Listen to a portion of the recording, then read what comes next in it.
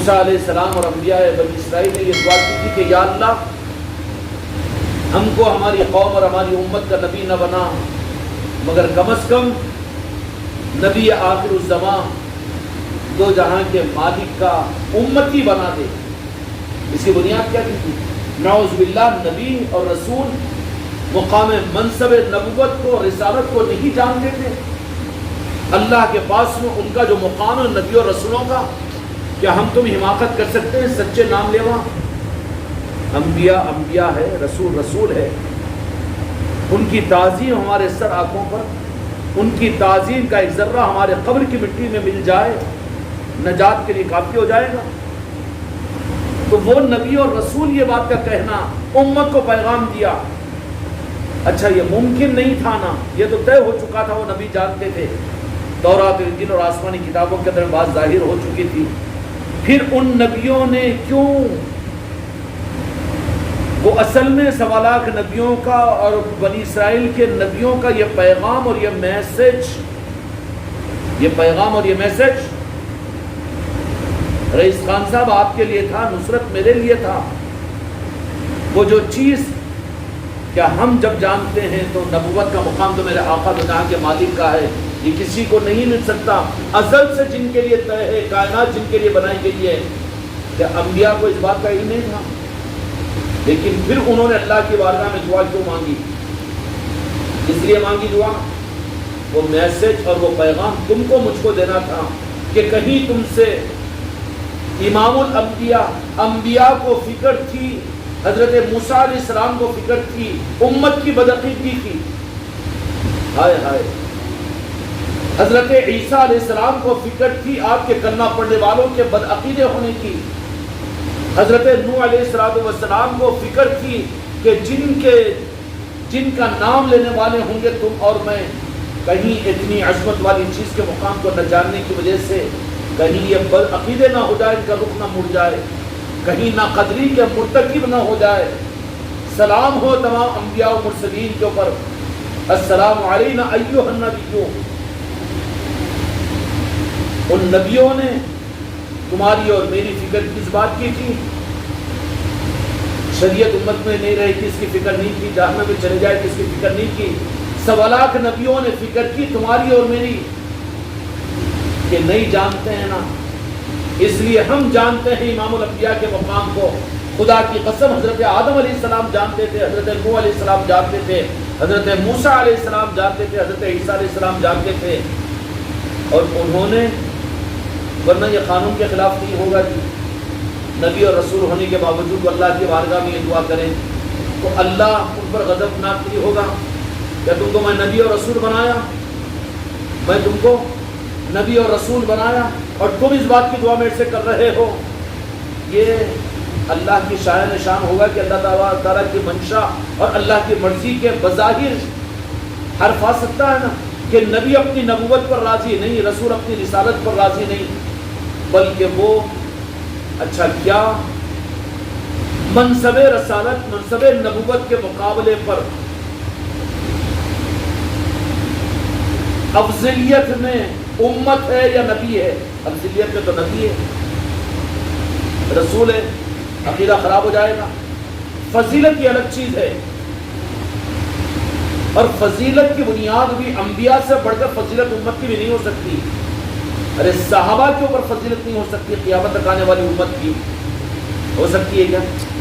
فضیلت میں تو ہے، لیکن انبیاء کرام علیہ السلام تو اس بات کو جانتے تھے کہ ہم دعا بھی کرے کچھ بھی کرے تو ہم تو اس امت کے نبی نہیں بن سکتے، اور نہ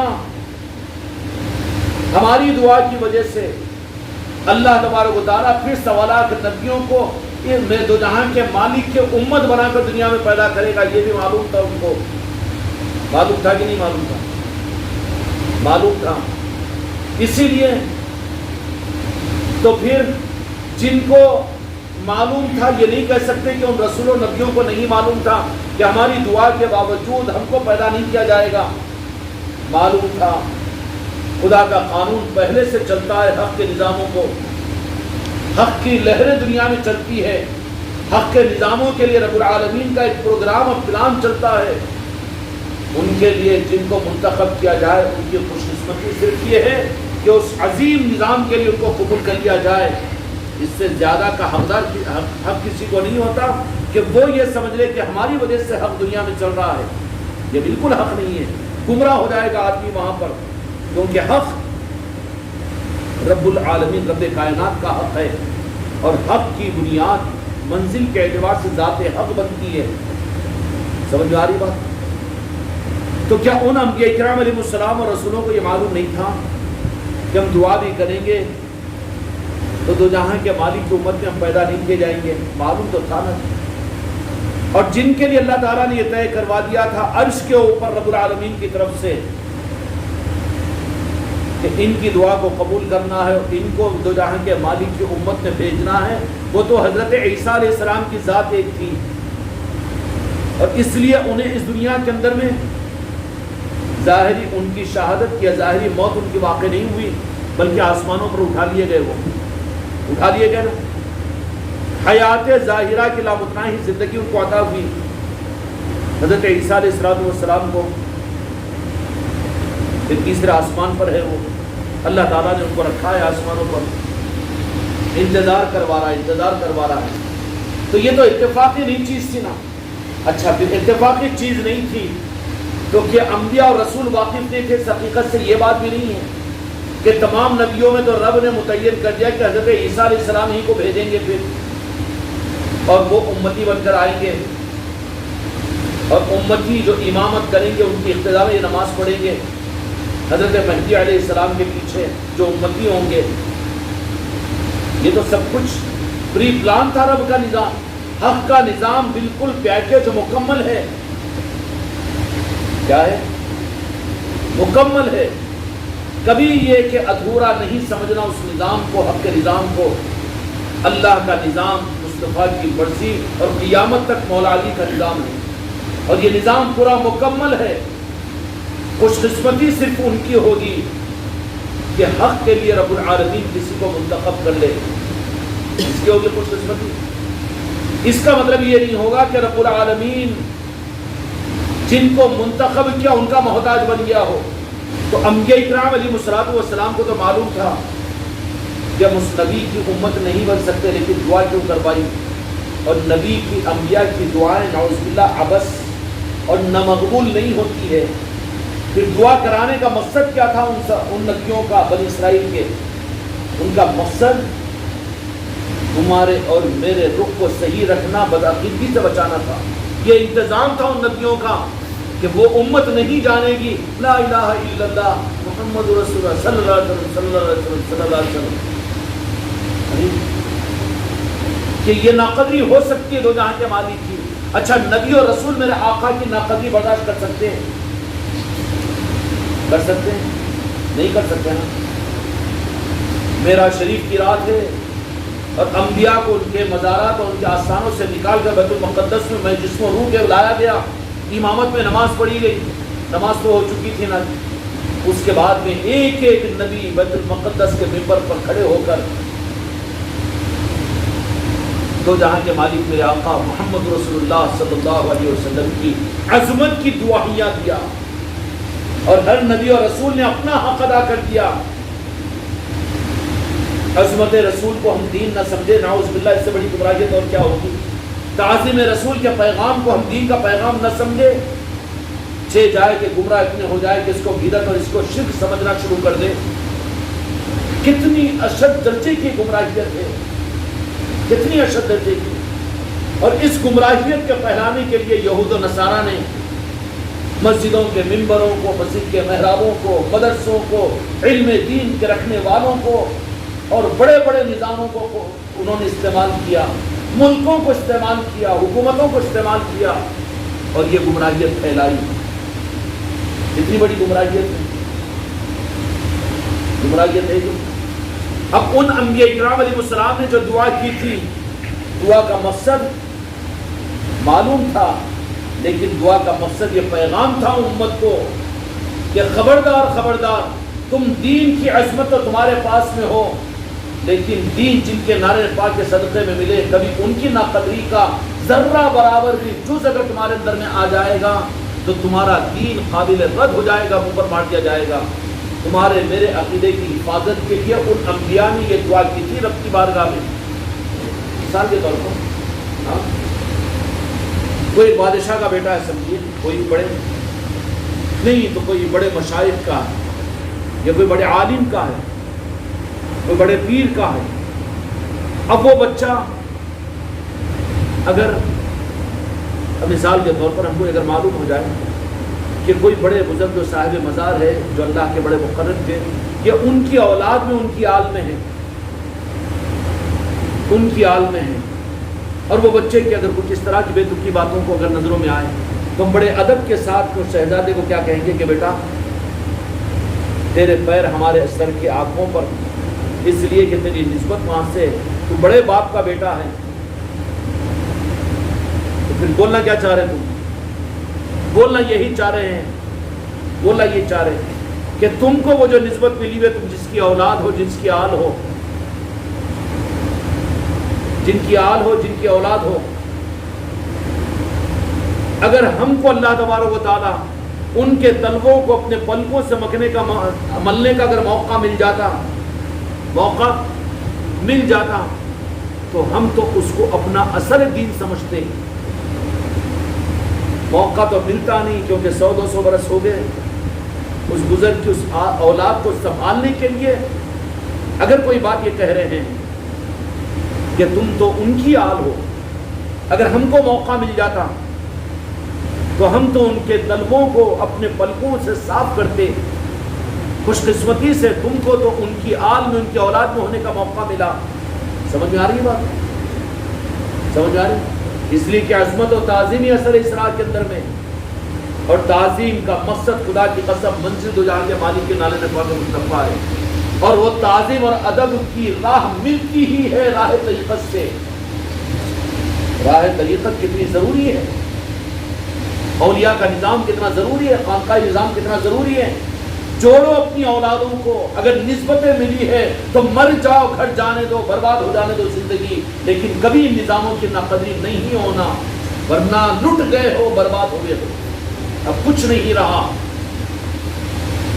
اب اس بچے کو کہہ رہے ہیں کہ اچھا بابا تم تو ان کی اولاد ہے، کیا مطلب ہے بولنے کا؟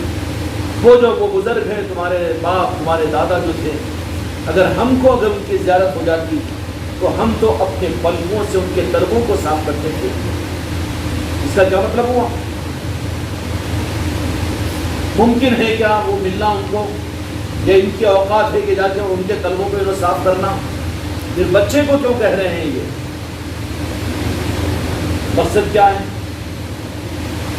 یہ جو غیر یقینی اور غیر وارد ہونے والی چیز ہے، واقع ہونے والی چیز ہے، اس کو اس عظمت کے ساتھ بھی کیوں کہہ رہے ہیں؟ جو کہہ رہے ہیں وہ غلط نہیں ہے، لیکن اس کا مقصد کیا ہے؟ اس بچے کو اپنے باپ اور اپنے دادا کی عظمت کا بتانا مقصود ہے کہ قدر کر لے، نہ قدری نہ ہونے پائے تجھ سے۔ سمجھ میں آ گئی؟ لاکھوں سلام ہو سوالہ انبیاء پر، 314 رسولوں پر، ان آقاؤں نے، میرے انبیاء نے ہمارے عقیدوں کی حفاظت کے لیے دو جہاں کے مالک کے نالے پاک سے کہیں دین کے قدردان تو تم بن جاؤ، لیکن نالے پاک مصطفیٰ کی ناقدری کا عذاب تم کو نہ ہو جائے۔ ہمارے تمہارے عقیدوں کے بچانے کے لیے ان انبیاء نے یہ کہا کہ ہم کو نبی اور رسول نہ بنا۔ اللہ ناراض ہوتا ہے اس کے اوپر؟ تم بھی سوال میں بھی سوال دل میں آئے گا نہیں؟ مقام نبوت، مقام رسالت، اور اس نظام کے مقابلے کے اندر یہ کہہ رہے کہ ہم کو امتی بنا دیں۔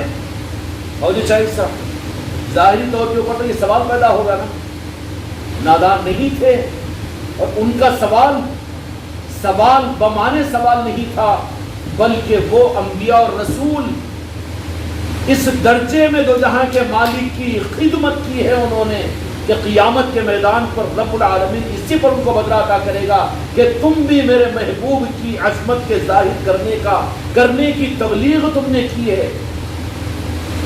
کیا مقام ہے؟ مقام مصطفیٰ، نعرہ پاک مصطفیٰ، روح کانپ جانی چاہیے۔ سمجھ میں آ رہی ہے؟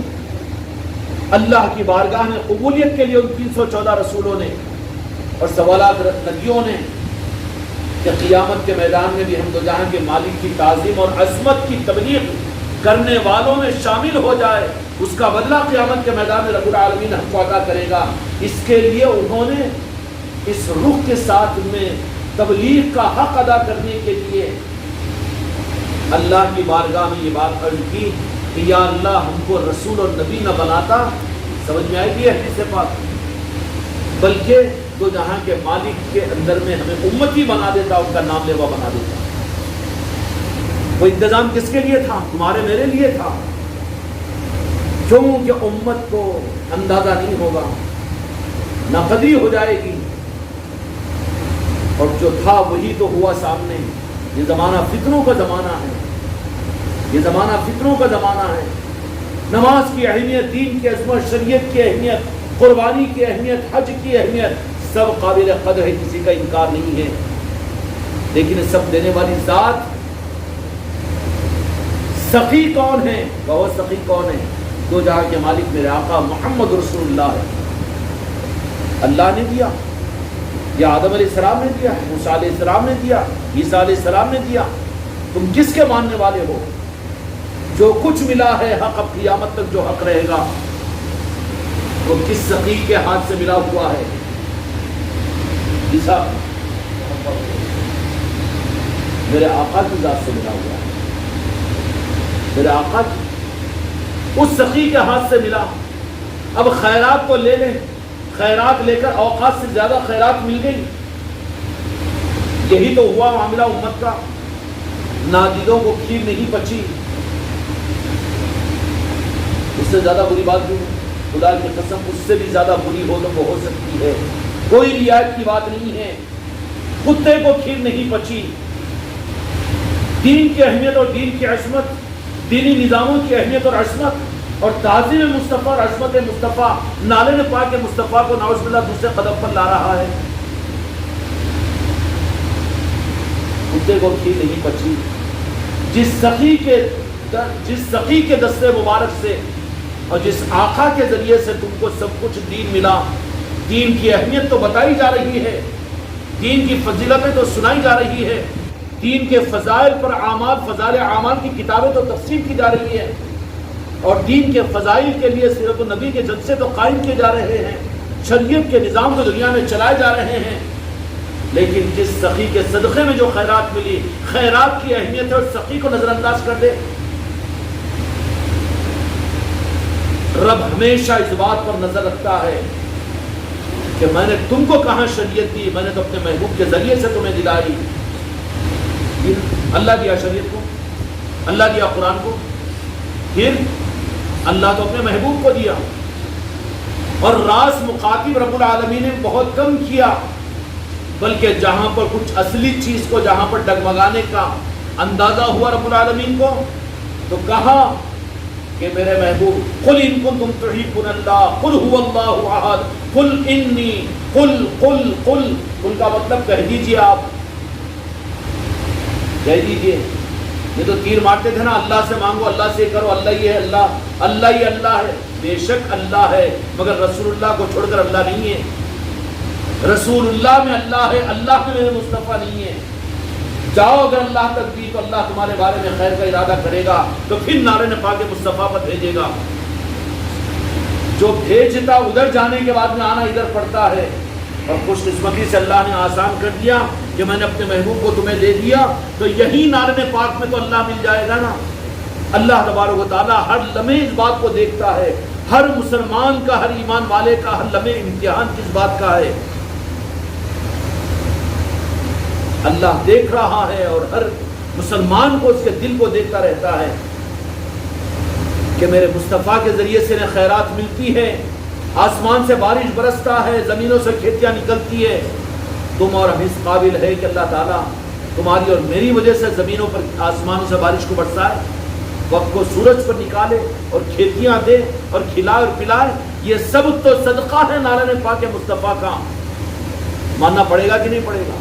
خدا ہر نعمت کو دیتا ہے تو تمہارے میرے دل کو دیکھتا ہے، اس بات کے لیے کہ میں تم کو تو نہیں دے رہا ہوں، ایک سانس بھی میں دے رہا ہوں تو تم کو نہیں، بلکہ میرے محبوب کے صدقے میں تمہیں دے رہا ہوں، جن کے واسطے سے دے رہا ہوں، جن کے صدقے میں دے رہا ہوں، جن کے ہاتھوں سے دے رہا ہوں اور جن کے دست مبارک سے خیرات دے رہا ہوں، خیرات کو تو دیکھ رہے ہو لیکن دینے والے کو نظر انداز کر رہے ہو، تو رب تو یہی تمہارے دل کو دیکھتا رہتا ہے کہ ہر نعمت کو حاصل کرو تو یا رسول اللہ کہو، یا مصطفیٰ کہو، تمہارے دل کا وجدان اور سانسیں جائے تو مدینے کی چوکھٹ تک جائے کہ یا رسول اللہ تمہارے صدقے میں یہ مل رہا ہے۔ یہ ہے ایمان کا تار،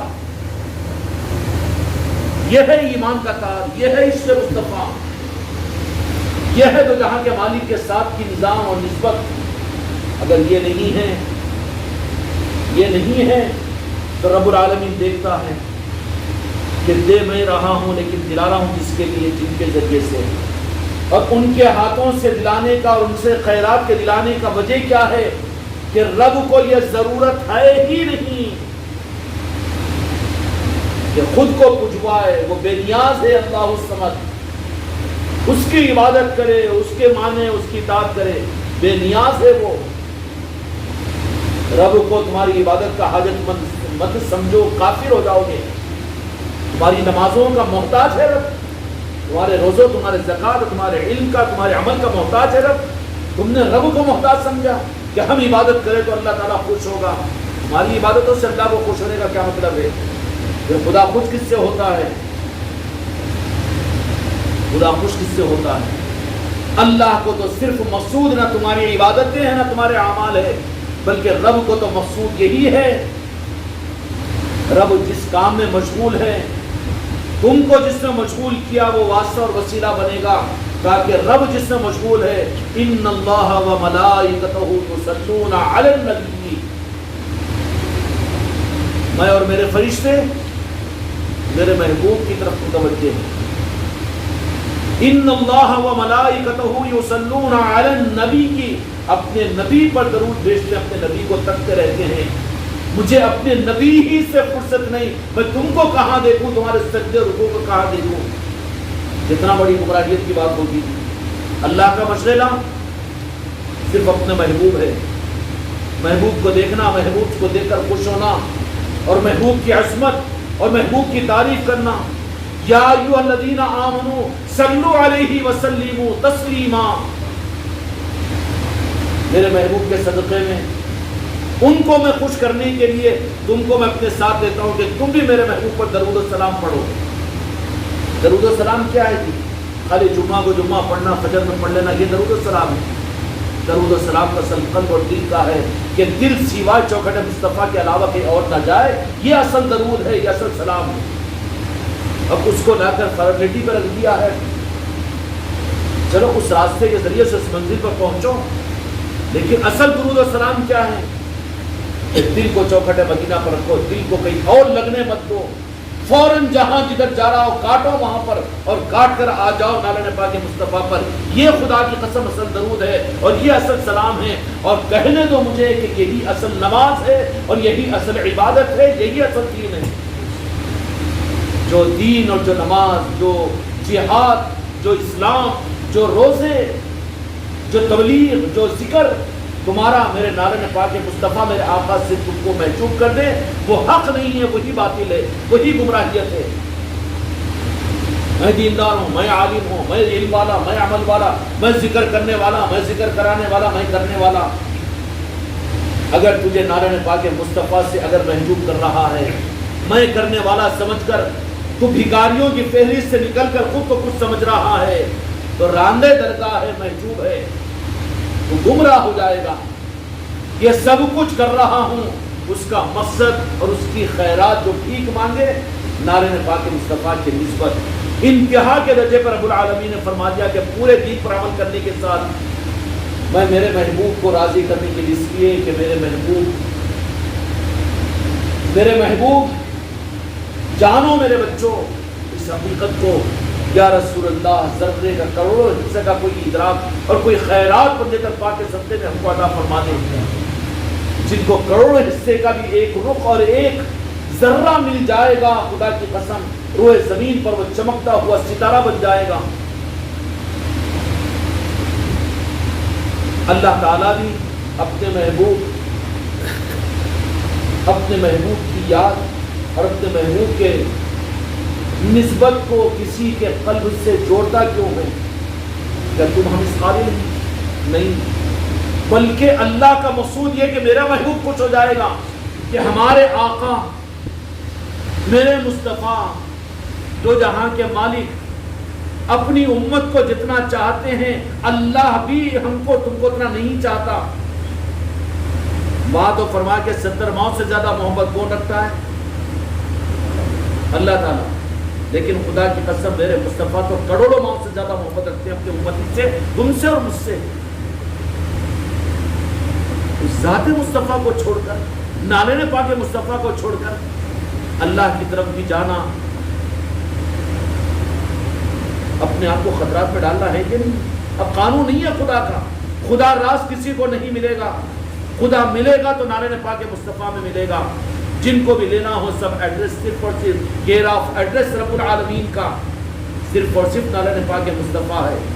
انبیاء کو خطرہ تھا کہ تم خیرات لینے کے بعد میں، وہ مثال بھی سمجھ گئے نا کہ کوئی بڑا شہزادہ ہے اور بڑا کوئی قابل قدر انسان ہے تو اس کے سامنے بھی کہتے ہیں کہ بابا تم تو اس خاندان کے ہے کہ اگر ان کا ہم کو طلبہ بھی مل جاتا تو پھر ہم اپنے پلکوں سے اس کو صاف کرتے، نہ مل سکتا نہ ہو سکتا، لیکن کیوں کہہ رہے ہیں؟ کہے اس لیے رہے ہیں تاکہ وہ سمجھ جائے، اس کی قدر کرے، اس واسطے بول رہے ہیں۔ سمجھ میں آئی مثال؟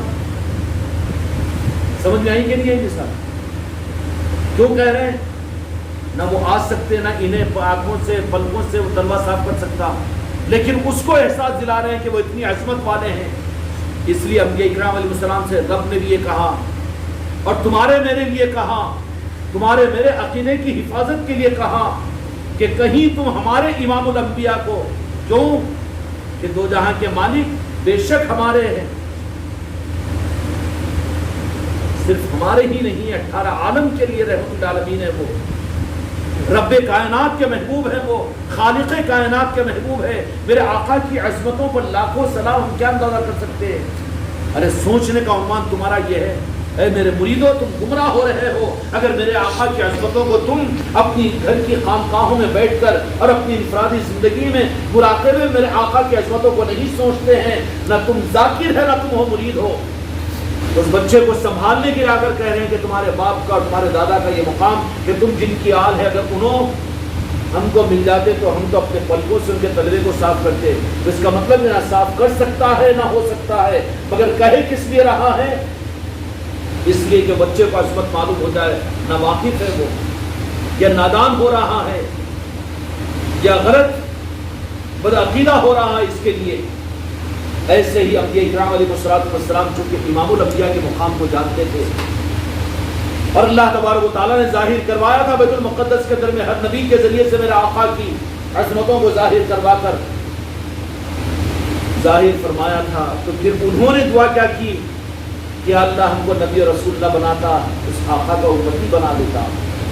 یہ تمہارے میرے عقیدوں کی حفاظت کے کہ موسیٰ علیہ السلام تو تمہارے میرے بدعقیدگی کی حفاظت کرے اور ہم آ جائے 100-150 سال کے مسلک اور جماعتوں کی چکروں میں بدعقیدے بن جائے، دامادوں سسروں رشتہ داروں لات مارو دنیا کو، خاندان کو لات مارو، اولادوں کو لات مارو، دنیا کو، اور سنبھالو نعرہ پاک مصطفیٰ اور طلبہ مصطفیٰ، کیونکہ یہی تمہاری عظمت کی بنیاد ہے اور یہی تمہارے لیے حق ہے۔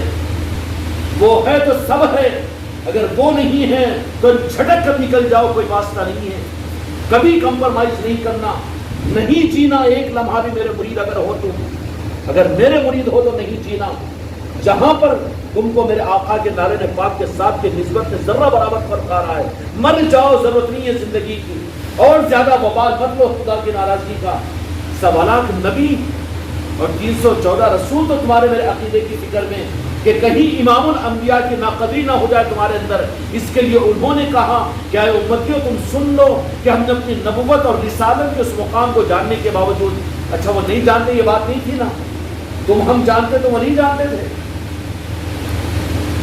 مگر نادانی کے اندر میں بعد والے 15ویں صدی میں آئیں گے اور ان سے ہمارے امام اور ہمارے آقا کی ناقدری نہ ہو جائے، اس کے لیے ہماری تمہاری تعلیم کے لیے فرمایا کہ آپ کو رسول اور نبی نہ بناتا، ان کا امتی بنا دیتا، تاکہ امت کو معلوم ہو جائے میرے آقا کی عظمت۔ یہ انتظام تو 1.25 لاکھ نبیوں نے کیا، اور یہ آج کے مولویوں کی باتوں میں آ کر، اس زمانے کے ان گمراہوں اور بدعقیدوں کی باتوں میں آ کر، ان کے لچھدار تقیدوں میں آ کر نالے پاک مصطفیٰ سے دور ہو جائے، اس سے زیادہ ذلیل اور اس سے زیادہ بدبخت اور کون ہوگا؟ اس لیے بچاؤ اپنی اولادوں کو، بچاؤ اپنے بھائیوں کو، بچاؤ اپنے خاندانوں کو، بچاؤ اپنے بیوی کو، بچاؤ اپنی نسلوں کو، اور بچو خود بھی۔ مر جانا، ایک سانس نہیں لینا اس کے بغیر، اس گمراہیت کے بعد میں ایک ایک سانس تمہارے لیے عذاب بن جائے گی۔ سوالات نبی 314 رسول مقام نبوت اور مقام رسالت کے مقابلے پر کہہ رہے ہیں کہ اس آقا کا ہمیں امتی بنا دیا جائے۔ کیوں کہ سمجھانا کس کو تھا؟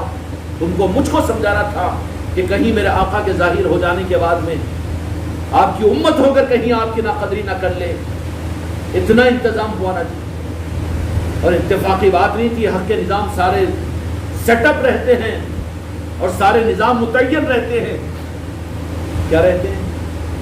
متعین رہتے ہیں۔ اس لیے دو جہاں کے مالک میرے آقا، مکے میں آپ ظاہری طور پر تولد ہوں گے، مکے کو چھوڑ کر مدینے کی ہجرت کریں گے، مدینے کی ہجرت سے پھر فتح مکہ ہوگا۔ اب تو وہ جو بیچارے جو خیرات کو سخی سے زیادہ سمجھ رہے ہیں، بد عقیدیوں کی، دوسروں کو نشانہ مت بناؤ، اپنی ذات کو بناؤ۔ جتنی اہمیت میرے مرید اور میرے خلیفہ اور میرے مریدان تمہارے پاس میں نماز کی ہے، دین کی ہے، تمہاری جنت کی ہے، تمہاری جہنم کی ہے، جتنی قرآن کی ہے، خدا کی قسم اس سے زیادہ تو نالے پاک مصطفیٰ کی ہونی چاہیے۔ تو تم میرے مرید ہو، ورنہ میں تمہارا پیر نہیں، تم میرے مرید نہیں۔ انبیاء کو بھی معلوم تھا کہ کیا ہونا ہے۔ انبیاء کو نہیں، میں نے سناتن دھرم کی ویدوں کی کتاب کا حوالہ دیا نا اس ملک کے، ان ویدوں کے اندر میں مکے میں آپ کا تولد ہونا اور کس لمحے آپ اس دنیا میں ظاہر ہوں گے، آمنہ کے بطن مبارک سے۔ سمجھ میں آ رہی بات؟ اور کب تک رہیں گے وہاں کے لوگ، کیا حال کریں گے آپ کے ساتھ؟ شعب ابو طالب کی گھاٹی کا واقعہ ویدوں کے اندر میں موجود ہے، ہجرت کا تذکرہ موجود ہے، فتح مکہ کا تذکرہ موجود ہے۔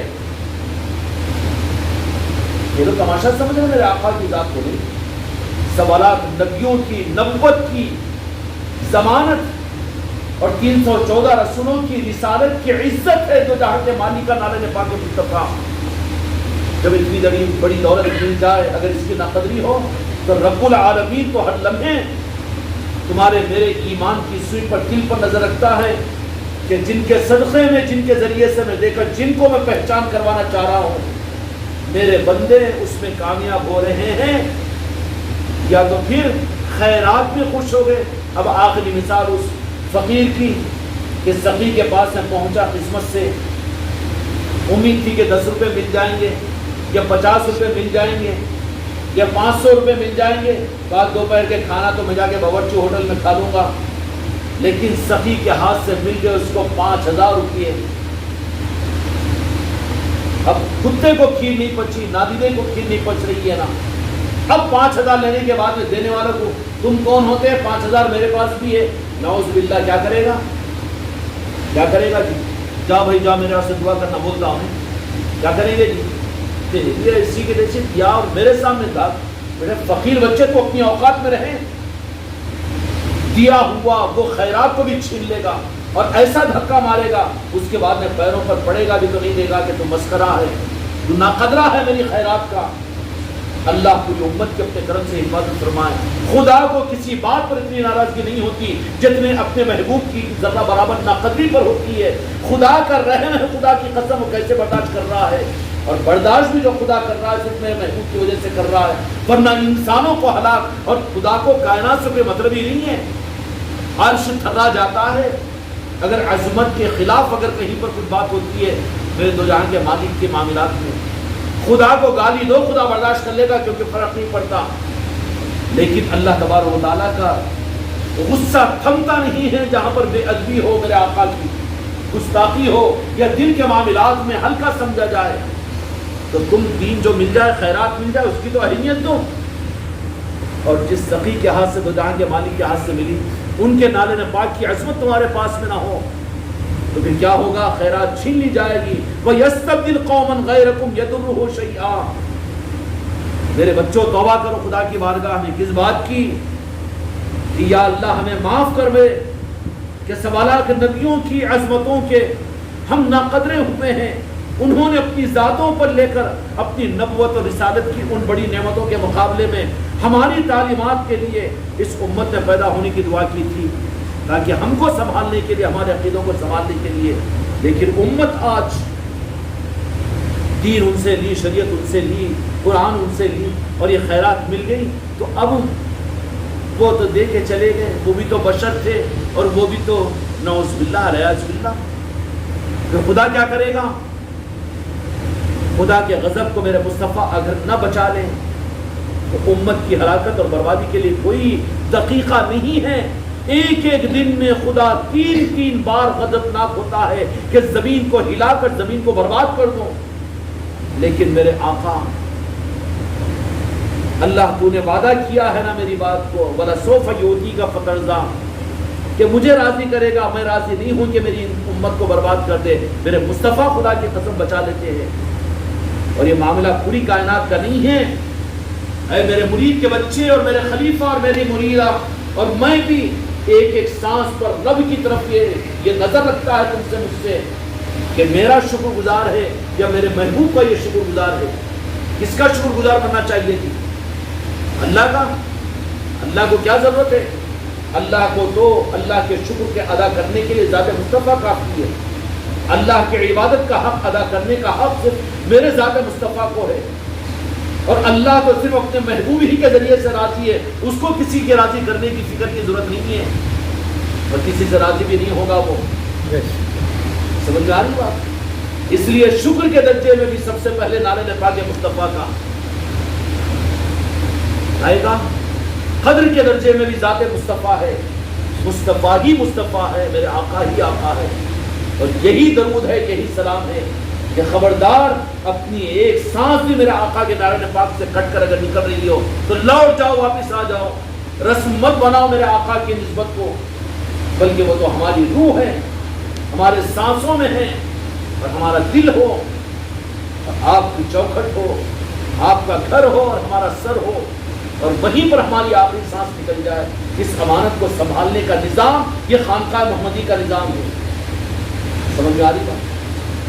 چلو آج ایک تحفہ بھی عطا فرما دیتے ہیں, ہم یہ گفٹ بھی عطا کر دیتے ہیں, اس حقیقت کا بھی اظہار کر دیتے ہیں کہ ساری مخلوق کا مقصد دو جہاں کے مالک کے بنانا اور ان کو خوش کرنا ہے, بلکہ رب بھی میرے مصطفیٰ کو خوش کرنے کی فکر میں لگا ہوا ہے. کیا ہے؟ وَلَسَوْفَ يُعْطِيكَ فَتَرْضَىٰ وَرَفَعْنَا لَكَ ذِكْرَكَ. ہر لمحے آپ کے ذکر کو میں بلند کرتا ہوں. رب بھی میرے مصطفیٰ کے ذکر کو بلند کرنے کی تسبیح پڑھ رہا ہے.